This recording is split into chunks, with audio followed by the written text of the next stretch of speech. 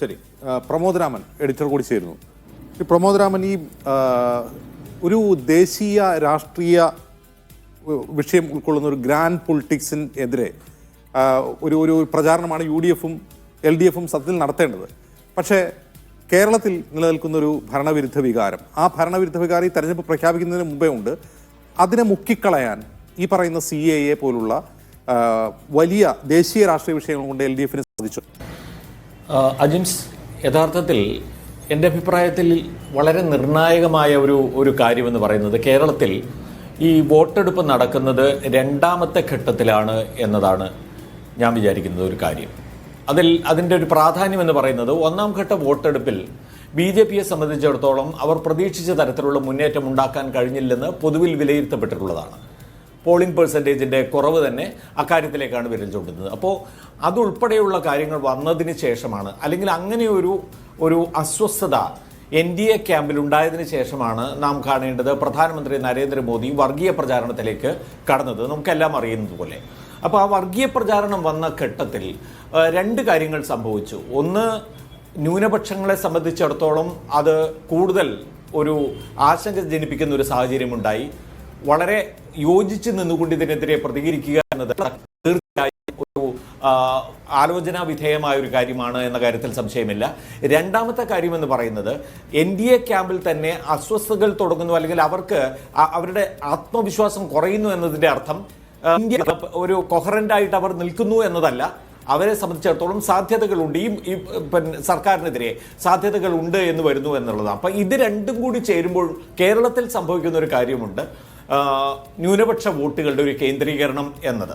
അത് സ്വാഭാവികമായും ഇവിടെ സംഭവിക്കുന്നുണ്ട്. അതുകൊണ്ട് തന്നെ കഴിഞ്ഞ തവണ 2019 കേരളത്തിൽ കണ്ട കാഴ്ച ഒരു വിധത്തിലൊക്കെ ആവർത്തിക്കുന്ന നിലയിലേക്ക് നമ്മുടെ തിരഞ്ഞെടുപ്പ് സാഹചര്യം പോയി എന്ന് പറഞ്ഞാൽ അതിൽ തെറ്റില്ല എന്ന് തോന്നുന്നു.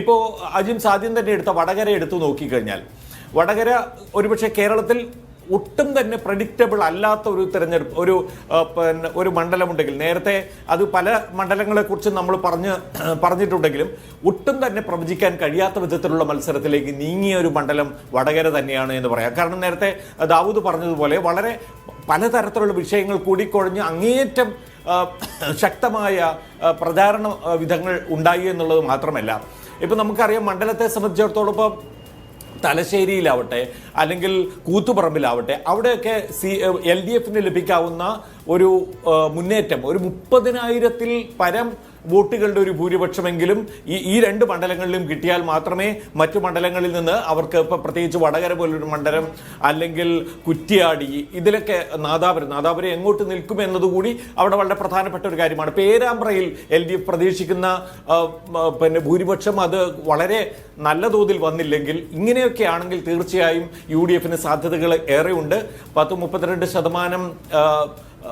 മുസ്ലിം വോട്ടർമാരുള്ള ഒരു മണ്ഡലം എന്ന നിലയിൽ ആ നിലയ്ക്ക് കൂടി ഷാഫിക്ക് അനുകൂലമായി വരാൻ സാധ്യതയുണ്ട്. കേരളത്തിൽ വിജയസാധ്യത നേരത്തെ നാസർ പറഞ്ഞതുപോലെ വിജയസാധ്യത ഇപ്പോഴത്തെ സാഹചര്യത്തിൽ ഏറ്റവും അധികം കൽപ്പിക്കപ്പെടേണ്ട സ്ഥാനാർത്ഥി ഷാഫിയാണ് എന്നിരിക്കിൽ പോലും ശൈലജ ടീച്ചർ എന്നൊരു സ്ഥാനാർത്ഥിയുടെ അല്ലെങ്കിൽ ശൈലജ ടീച്ചർ ഒരുപക്ഷെ അതിനെല്ലാം മറികടക്കാൻ കഴിയുന്ന ഒരു സ്ഥാനാർത്ഥിയാണ് എന്നൊരു തോന്നൽ മാത്രമാണ് അവിടുത്തെ മത്സരത്തെ ഇത്രയും കടുത്തതാക്കി മാറ്റുന്നത് എന്നാണ് പറയേണ്ടി വരിക.